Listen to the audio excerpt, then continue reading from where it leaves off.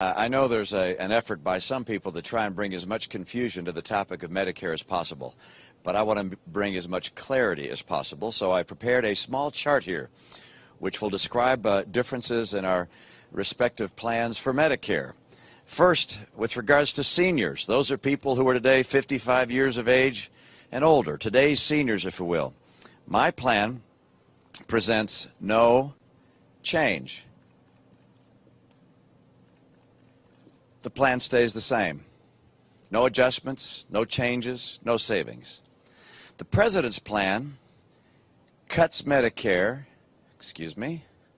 well, let's see, I got to rest, there we go, by $716 billion. Cut. In addition, the trustees of Medicare estimate that approximately 4 million people will lose their coverage under Medicare Advantage. This is the plan they've chosen, the chose they prefer. Some 4 million current seniors will lose their Medicare Advantage plan. And finally, the Medicare actuary estimates that 15% of hospitals and nursing homes will stop taking Medicare patients. So this is the President's plan. $716 billion cut, 4 million people losing Medicare Advantage, and 15% of hospitals and nursing homes not accepting Medicare patients. The President's plan has a dramatic impact on today's seniors, people 55 years of age and older. Now there's another topic, which is, I'll call it the next generation, the generation after today's seniors, generations after today's seniors. And under the President's plan, this goes bankrupt. The Medicare trustees have notified the President that the plan will go bankrupt, Medicare Part A, in approximately 12 years. Under the plan that I proposed, it is solvent. So the differences in our Medicare perspective could not be more stark and dramatic. And I think as the seniors in America understand what the President's plan is doing to Medicare, they're going to find it unacceptable.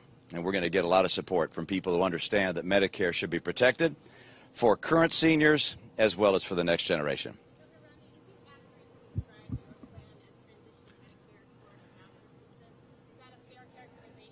No. What do you say to voters worried that that kind of approach would raise costs and potentially lower access to care? You're going to have to take me over here. Which, as you can see, there's no change in Medicare for seniors. None, under my plan. Okay, so for these down here, all right, you asked me, which of these two do you think is better? Going bankrupt or being solvent? Well, obviously being solvent. And what it is the plan that I put forward is a plan very similar to Medicare Advantage. It gives all of the next generation retirees the option of having either standard Medicare, a fee-for-service type government-run Medicare, or a private Medicare plan. They get their choice. That's very much like what we have today in Medicare Advantage. It's almost identical. So people will have a choice. There'll be greater competition between the government and the private plans. I think ultimately you'll see the cost reduced as there's more competition.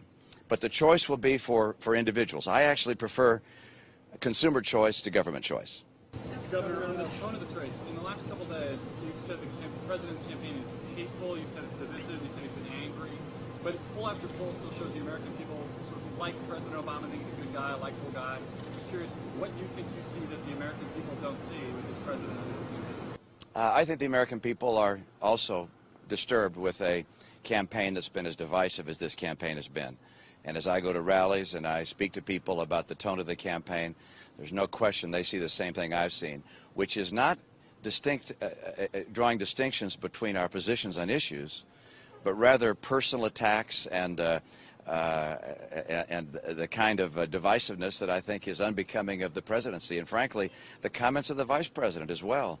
These are comments I think a lot of people find troubling. Governor, throughout your campaign, do you contribute to that by saying the president doesn't understand America? Throughout your campaign, you've said that President Obama doesn't know how to create jobs because he doesn't trust the private sector. Congressman Ryan, as you know, has been hiring a life. How do you square those two issues? Well, I'm different than Congressman Ryan. We're a team. I have a different background than he has.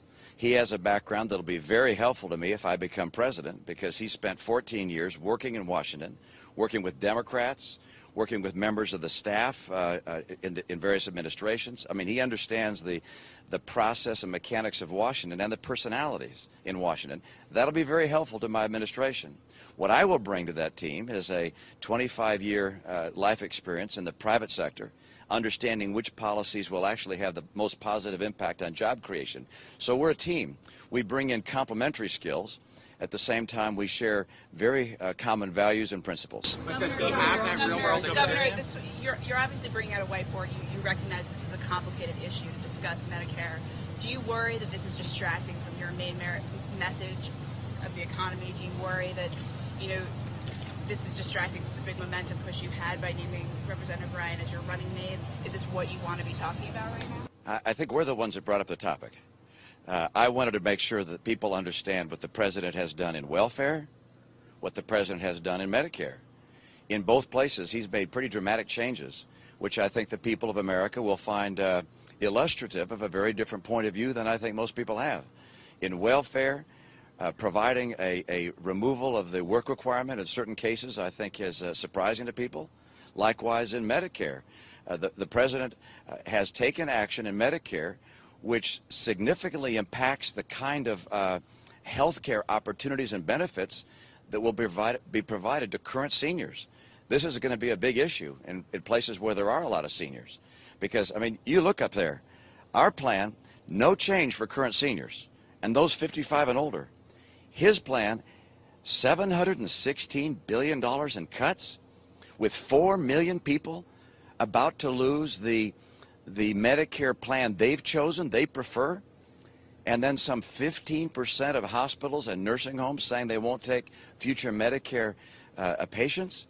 This is a dramatic change in the quality of health care and the opportunity for choice that seniors expect. One more, guys. If you don't accept the $716 billion in cuts, which your running mate had proposed, how do you make the savings that are going to make this program solvent? How do you rein in entitlements if you don't take that type of saving? Well, I describe in my plan how we keep Medicare solvent, and it revolves around two things. One, greater competition, having various private plans compete to provide Medicare benefits with the government. I think it'll make the government more efficient and the private plans more efficient. And number two, as you know, I means test the support that is given to next generation retirees. When I say means test, it means that higher income people won't get as big a benefit as lower income people. And by virtue of doing those things, why we're able to keep Medicare solvent, as opposed to what the president's proposed, which is this time is to cut Medicare, not to save it. That's the amazing thing. It's not just that he's cutting $716 billion to make Medicare solvent. He cut $716 billion to fund Obamacare. And this in no way makes a step to make Medicare solvent. His plan instead makes it less able to meet the needs of our retirees.